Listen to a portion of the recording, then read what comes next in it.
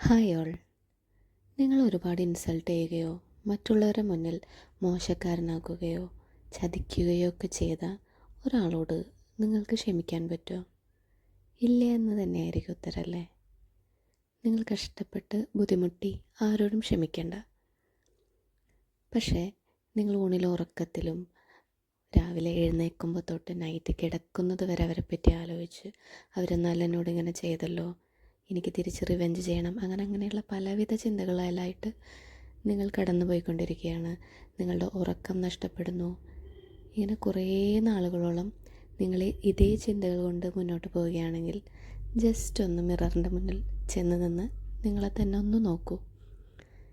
ഈ ഉറക്കമില്ലായ്മയും മറ്റു പ്രശ്നങ്ങളും ഒക്കെ കാരണം നിങ്ങളുടെ സന്തോഷവും ഒക്കെ നഷ്ടപ്പെട്ട് നിങ്ങളുടെ ലുക്ക് തന്നെ ഒന്ന് മാറിക്കാണും. നിങ്ങൾക്ക് വയസ്സായ പോലെ നിങ്ങൾക്ക് തന്നെ തോന്നും. ഉറക്കവും മറ്റു കാര്യങ്ങൾ കാരണം ശാരീരികമായ പല അസുഖങ്ങളും നിങ്ങൾക്ക് ഓൾറെഡി വന്നു കാണും. ഇപ്പം നിങ്ങൾ അവരെ തലയിൽ കയറ്റി വെച്ചിരിക്കുകയാണ്. നമ്മളെ ഇത്രയും ബുദ്ധിമുട്ടിച്ചവരെ നമ്മൾ 24 hours ചിന്തിച്ച് നടന്നുകൊണ്ട് നമ്മൾ നമ്മുടെ ഹെൽത്തും കരിയറും നമ്മുടെ ഗ്രോത്തും ഒക്കെ അവിടെ വെച്ച് സ്റ്റോപ്പാക്കിയിരിക്കുകയാണ്. അതിൻ്റെ ആവശ്യമുണ്ടോ?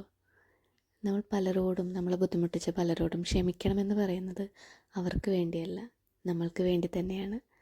നമ്മുടെ ലൈഫ് മുന്നോട്ട് പോകണമെന്നുണ്ടെങ്കിൽ ഇങ്ങനെയുള്ള എല്ലാ നെഗറ്റീവ് തോട്ട്സും മാറ്റി വെച്ച് നിങ്ങൾ മുന്നോട്ട് പോയി നോക്കൂ. അങ്ങനെയുള്ളവരെ കംപ്ലീറ്റ്ലി നെഗ്ലക്റ്റ് ചെയ്യുക. അതേ നിങ്ങൾക്ക് ചെയ്യാൻ പറ്റും. അവരോട് റിവെഞ്ച് ചെയ്യാൻ പോയി കഴിഞ്ഞാൽ പിന്നെ നമ്മൾ അവരുടെ പിന്നാലെയല്ലേ, നമ്മൾ അവരെ ചേസ് ചെയ്തുകൊണ്ടിരിക്കുകയല്ലേ. അതിൻ്റെ ആവശ്യമില്ല. നമുക്ക് മുന്നോട്ട് പോകണ്ടേ? അതിന് നമുക്ക് അവരെ അങ്ങോട്ട് കംപ്ലീറ്റ്ലി കട്ട് ഓഫ് ചെയ്യാം.